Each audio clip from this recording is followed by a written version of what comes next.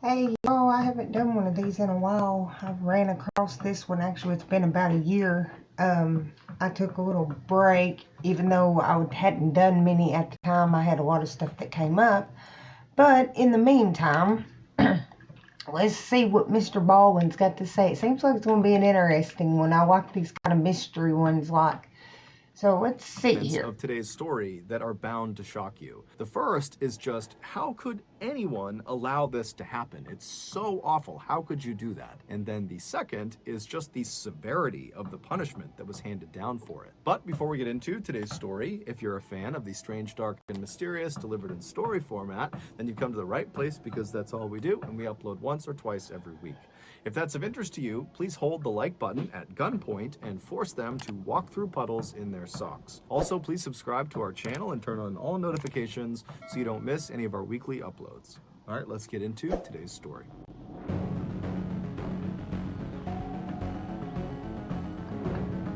I noticed I really need to fix my light in here. In 2001, Greg Biggs was a 37-year-old self-employed bricklayer who was living in a homeless shelter in Fort Worth, Texas. He was also the father of one child. He had an 18-year-old son named Brandon who lived with Greg's ex-wife. Despite not living with his son while his son grew up, Greg had always made a point of spending lots of time with Brandon, and so over the years, they had become quite close. But besides his son, Greg really struggled to build meaningful long-term relationships with other people.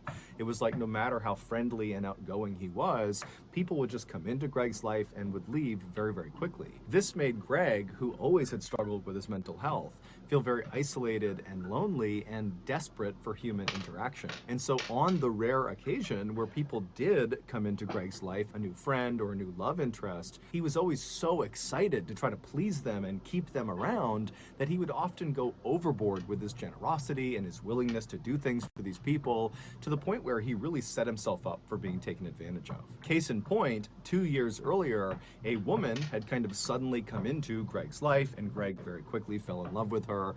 And early on in their relationship, this woman tells Greg that she's struggling financially.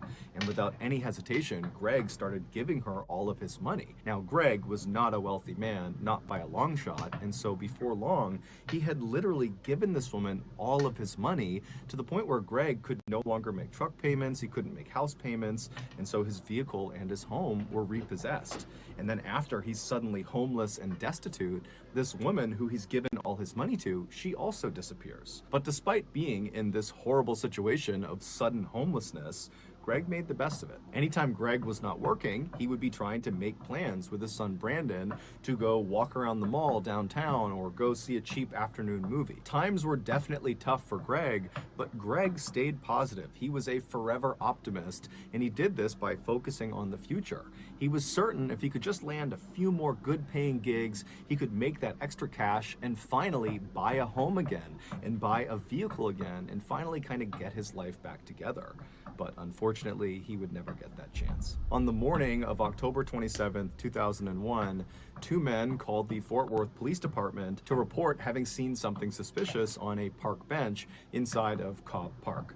Cobb Park is this big public park with playgrounds and walking trails and fields, and at the time, Cobb Park was not considered a very safe place to be, especially after hours. There was lots of shady people in the park. So when the Fort Worth Police Department gets a call about something shady happening in Cobb Park, they aren't surprised. And so they dispatch a single detective to go over to the park and meet these two guys and see whatever suspicious thing is on this park bench. And so this detective, he goes over to the gates of Cobb Park, he meets these two guys, and they kind of explain what they saw. They give him directions to this bench, and then he thanks them. He hops back in his cruiser, he drives through the gates, and he starts driving down the trail, and then he pulls off and parks his cruiser, knowing that the bench in question is right around the corner, maybe 200 or 300 feet away. And so he parks his cruiser, he gets out, and he starts walking on this cement path, and as he's walking, he can't see the bench yet, but as he's walking, he sees there are deep tire tracks in the grass and mud off to the right side of the walking path. So he's mentally kind of taking note that some somebody had been driving inside the park fairly recently off the trail. And so he keeps on walking and he begins to make that turn, and he sees up ahead the bench in question, and he can clearly see these deep tire tracks go right up to the bench. And then as he begins to make that turn and he's maybe 30 or 40 feet away, he can actually see what's on this bench, and you can see this big lump that's kind of wrapped up in what looks like a rug or a blanket. And you can also see that them tracks were fresh too, so.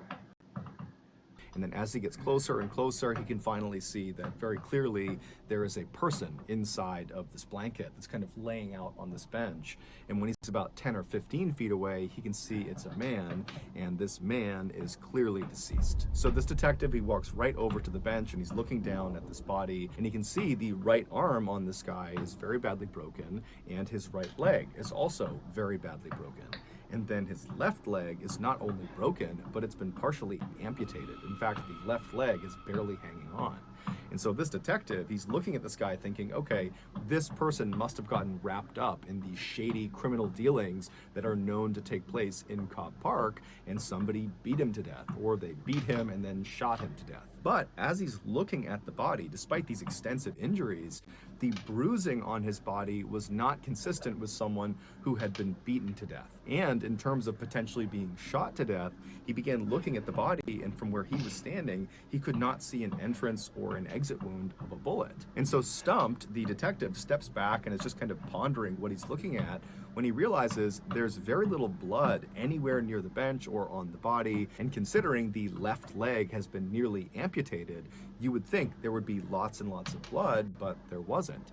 And so that indicated to the detective that his injuries had to have been sustained elsewhere. And so this detective, he calls in backup, and more detectives show up, and they're all kind of looking at the scene, and the working theory became, okay, this guy got killed outside of the park. We don't know how he got killed. It looks like some sort of blunt force trauma, but somehow he gets killed outside of the park, and then his killers, they drive him into Cobb Park, which is why you have those deep tire tracks on the right side of the path, and they dump him on this bench. Later that day, the medical examiner would come out and positively identify the body as belonging to Greg Biggs. The same day that Greg was found, the police went out and began their investigation, and they started by interviewing people that had been in Cobb Park either that day or in recent days, and they also interviewed known criminals that they knew went into Cobb Park, and they reviewed CCTV footage both in the park and outside of the park.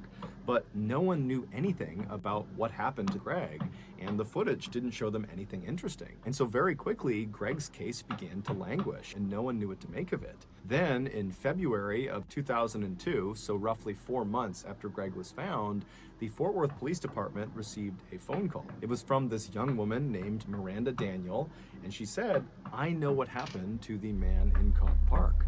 And the story she would tell them at first was so hard to believe that the Fort Worth Police Department weren't sure if this was a prank or not. But when they followed up on her lead and they went to a very specific address that she had mentioned, they realized she was telling the truth. This is the unbelievable true story of what happened to Greg Biggs. On the evening of October 25th, 2001, so 36 hours before Greg was found in Cobb Park, 25-year-old nurse's assistant Shantae Mallard arrived at her friend's apartment in Fort Worth, Texas.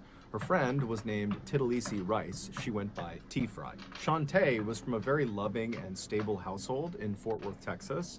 Her parents had raised her to be kind to other people and to always work hard and to stay out of trouble. And by and large, Shantae acted accordingly. But in her late teens and early 20s, Shantae began to secretly rebel against her parents. On the surface, when she was around her parents and her family, she was the goody two-shoes that always followed the rules. But when she was away from her family, specifically when she was with T-Fry, she would let her wild, rebellious side out. The two friends had met in 1999 at a nursing home where they both worked as nursing assistants. T-Fry had just gotten out of this very toxic marriage, and so when she met Shantae, she was actively looking for someone to go out and party with and go be free and meet other new people. And Shantae, when she's meeting T-Fry, she didn't necessarily know she wanted to do those things, but being around T-Fry, it was like this whole other side of life was opened up to her, and suddenly all she wanted was to go cut loose with T-Fry. And so very quickly, these two women really connected over their mutual desire to go have fun at any cost. And before long, they were not only drinking and doing drugs and partying on the weekends, but they were also getting high before work, which meant they were treating patients high. So with that in mind, fast forward back to October 25th, and Shantae has just arrived at T-Fry's apartment. And so Shantae, she goes up to T-Fry's apartment, and the two start drinking some alcohol, and they start smoking some weed, and they split an ecstasy pill. Ecstasy is a big party drug. It's kind of like a cross between being a stimulant and a psychedelic. And so after these two women are fairly buzzed on these different substances and they're feeling ready to go. Mentioning of that, they are actually thinking about making that legal in one of the states. I was reading something about it. It's supposed to help with like mental illness or something. I'm not sure on the whole story on it. Somebody would have to check it, but I think that I had read something about it. Mentioning of that. They leave T-Fry's apartment, they go down and they climb into Shantae's car. And Shantae drives the two of them to a local club called Joe's Big Bamboo. And so the plan was they were going to meet this guy named Cleet Jackson, who was Shantae's love interest. And the plan was they would hang out at the club with Cleet, and then at the end of the night, they would all leave, and Shantae and Cleet were going to spend the night together. And so Shantae and T-Fry, they arrive in the parking lot of Joe's Big Bamboo. They park their car, they get out, and they meet up with Cleet, who was outside of the club. And the trio kind of sneak off from the rest of the people trying to get into the club, and they smoke some more marijuana. And then the trio, they go into the club and they start having drinks, and they're partying and they're dancing and they're having this great time. And then at some point in the night, Cleet kind of abandons Shantae and T-Fry, and he goes off with another woman he met that night in the club, and he would actually leave the club with this other woman, and he would vanish for the night. And so around 2 a.m., when the club is getting ready to close, Shantae realizes that Cleet, the guy she was going to go home with, he's gone now. And so she's very frustrated, but she doesn't really have any recourse. And so she instead just goes and finds T-Fry and says, hey, let's just leave. And T-Fry, she's ready to leave too. And so the two women, they leave the club and they get out to Shantae's car, and both women are clearly under the influence. They're both definitely inebriated, but T-Fry believed she was less inebriated than Shantae was, and so she should drive. And so she told Shantae, get in the passenger seat, I'm gonna drive. Shantae gets into the passenger seat, T-Fry gets in the driver's seat, and she leaves the club and she drives all the way back to her apartment. When she parks at her apartment, she gets out and says to Shantae, hey, I don't mind getting in my car and kind of trailing you as you drive back to your home to make sure you get home safe, kind of like an escort. And Shantae, she just gets out of the passenger side and walks right around and confidently sits in the driver's seat of her car and tells T-Fry, nope, I'm fine, I'm gonna drive myself, I'll see you later. And then Shantae drove away. About an hour later, at 3:30 in the morning, T-Fry is in bed in her apartment when she gets this very frantic phone call from Shantae, who's totally hysterical. She's beside herself, and she's not really making any sense, but she's trying to get T-Fry to come over to her house. Now, T-Fry did attempt to figure out what was going on, but she just could not cut through the hysteria on the other side of the phone. And so eventually, T-Fry just thought, you know what? Clearly, it's something serious. I'm gonna go see what's going on. And so T-Fry, she leaves her apartment, she gets in her car, and she drives over to Shantae's house. And when she gets there, she goes up to the front door, she opens it up, she walks inside, and she finds Shantae in the kitchen straight ahead. She's totally hysterical, she's crying, and she's telling T-Fry that she didn't mean to do it, she's so sorry. And T-Fry's telling her, hey, calm down, what's going on? And Shantae says, look in the garage. And so T-Fry, she walks straight ahead through the kitchen to the door in the kitchen that leads into Shantae's garage. And she opens the door up, she turns the light on, and in the middle of the garage is Shantae's car. It had been parked nose in and lodged head first in the windshield on the passenger side of this car was Greg Biggs. When Shantae had left T-Fry's house an hour earlier saying she was fine to drive, on her drive home, she had barreled into Greg, who was on the sidewalk of some street, and the impact was so hard that Greg went flying through the windshield and got lodged halfway inside of her car. But the impact didn't kill him.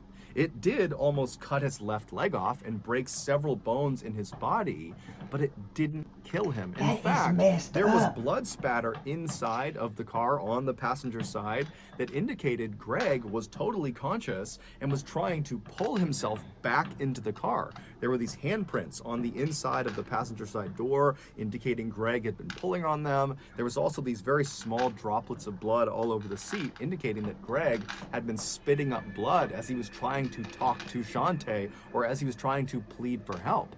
But Shantae, instead of stopping her car and getting this guy help, she just kept on driving home with Greg lodged in her front windshield. Wow. Now keep in mind, where she hit him, she was less than a half mile from the fire station where her brother, her older brother, was currently on duty as a fireman. He was medically trained. He could have saved Greg's life. Also, the other firemen at the firehouse that she knew, that Shantae knew, they could have saved Greg's life. Also, less than 6 miles away from the point of impact was the local hospital, where of course they could have saved Greg's life. And then on her drive all the way back to her house with Greg halfway in her windshield, she would have passed by 9 payphones. Oh, wow. Where if you don't know anything about payphones, you can dial 911, so emergency services, and it doesn't charge you anything. So Shantae at any one of these payphones could have called medical personnel who could have saved Greg. Also, let's not forget, Shantae was medically trained. She was a nurse's assistant and understood basic life saving. But she did not use any of those resources. I think she was scared to get in trouble if he stayed alive. Instead, she just drove home. And when she got to her home, she drove her car with Greg in it into her garage. She shut the garage door. She gets out. And as Greg is literally moaning and probably pleading for help at this point, she just says, "I'm sorry," and then walks up to the door that leads into the kitchen of her home. She turns off the light in the garage, walks into her kitchen, and shuts the door behind her, trapping Greg in the garage in total darkness by himself. Then, after an hour of Shantae just being in her house with Greg slowly dying in the garage, she calls T-Fry. T-Fry comes over, she looks in the garage, she sees Greg, and T-Fry's reaction is she just totally loses it. She panics, and she's screaming at Shantae, "Call 911, call paramedics, call the police."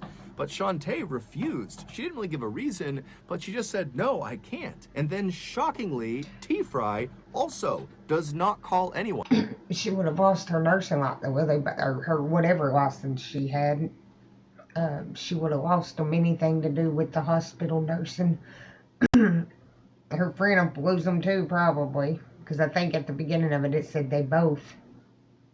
The two of them just turn off the garage light again and shut the door and leave Greg, and they hop into T-Fry's car and they drive to T-Fry's apartment where they sleep for several hours. And then when they get up that morning, they go back over to Shantae's house and they check on Greg, who's now motionless. And at this point, Shantae, she calls Cleet Jackson, the guy who she was supposed to go home with at the club but had abandoned her for some other girl. She calls him and says, "Hey, I have this huge problem. I need you to come help me." And so Cleet Jackson has no idea what he's walking into, but he goes to her house and he goes through her kitchen. She opens the door and he looks into the garage and he sees Greg in the window, and he's furious with Shantae because now he's gotten involved and he doesn't really know if Greg's alive, and he doesn't really know what to do because he's on parole, and if he gets wrapped up in this, he'll go back to jail. But he ultimately decides he's just going to help Shantae because he believes at this point Greg is dead. So there's nothing they can do to save Greg. And so that night, Cleet gets in touch with his cousin Tyrone, and the two of them, they go into the garage and they lay out a carpet next to the car, and they both kind of awkwardly apologize to Greg, who's just stuck on the windowsill, and they yank him out, they put him into the carpet, they roll him up, they put him in the back of one of their cars, and they drive to Cobb Park. They go through the gates, they make their way over to that bench, and they drop him on the bench. There had been some discussion about maybe destroying the body, burning the body, but Cleet felt strongly that they need to put his body out somewhere in public so at least his family can identify him and bury him. After his body was placed in the park, Shantae told Cleet and Tyrone and T-Fry not to tell anyone, and they said they wouldn't. And within a week of Greg's body being discovered, Shantae was back at Joe's Big Bamboo partying it up as if nothing had ever happened. But eventually, T-Fry would tell a couple of her friends, and before long, word had gotten out. And one person found out about it that was kind of in the network of these people, this woman, Miranda Daniels, and she really didn't like Shantae. And so she was the one who actually called the police and turned her in. And when the Fort Worth police followed up on Miranda's tip, and they went to Shantae's house, they went into her garage, and there was her car with the windshield still obviously busted in from something being smashed through it. You would There's fix blood it. all over the inside of the car, and there was some obvious attempts at trying to destroy evidence inside of the car. The seats had been taken out, some things had been burned, but none of the attempts Shantae had made had actually destroyed any of the evidence. During the trial, the medical examiner who had done the autopsy on Greg Biggs said his injuries would not have killed him right away. Now, he didn't know for sure how long he would have been alive, but he believed it could be as long as several hours or maybe even up to a whole day. And during that time, Greg was just trapped inside of this pitch black garage. No one's coming to help him, despite people coming in over and over again that he's pleading with to help him, and he would have been in excruciating pain. He's got several significant broken bones, his leg has been nearly amputated, he's got cuts all over his body, and he would have been trying to pull himself out of the windshield, and every movement he was making would have been sending the jagged pieces of metal and glass into his body. I mean, this is a drawn out, horrible death. And during the trial, every single medical... That's actually what I was thinking about when he first said that she had hit him and he was through the window and he was trying to pull himself. Oh, I was thinking the same thing he just said. Professional and every single law enforcement official said, had Shantae brought Greg to get medical attention at any point in the first couple of hours, just basic medical care, he would have lived. And so his death is entirely because of Shantae's absolute indifference. T-Fry would ultimately, in exchange for full immunity, testify against Shantae, and Shantae would ultimately be found guilty of murder of Greg Biggs, and she would be sentenced to 50 years in prison. She'll be eligible for parole in 2027. In cause number 03715. Wow. That's a long time. State of Texas versus Shantae Juan Mallard. Verdict form is to count one. We, the jury, having found the defendant, Shantae Juan Mallard, guilty of the offense of murder, assess her punishment at confinement in the institutional division of the Texas Department of Criminal Justice for a period of 50 years. As for Cleet Jackson and his cousin Tyrone, they received 10 years and 9 years respectively for their role in the crime. During the victim impact statement portion of the trial, Brandon Biggs, Greg's son, he took the stand and he very eloquently told Shantae that he forgave her, and it seemed very genuine, and it moved Shantae to tears. And then Brandon looked out at the audience where Shantae's family was, and he said, you know, not only do I feel horrible for my family, but I feel bad for your family, Shantae, as well, because this crime has destroyed all of us. So that's going to do it, guys. If you got something out of today's episode and you haven't done this already, please hold the like button at gunpoint and force them to walk through puddles in their socks. Also, please subscribe to our channel and turn on all notifications so you don't miss any of our weekly 1 or 2 video uploads. We are now selling merchandise like flannels and hats and sweatshirts and all sorts of stuff. If you're interested, go to shopmrballen.com. If you want to learn about upcoming deals and promotions for our shop, go to our shop's Instagram page. It's called Shop Mr. Ballen.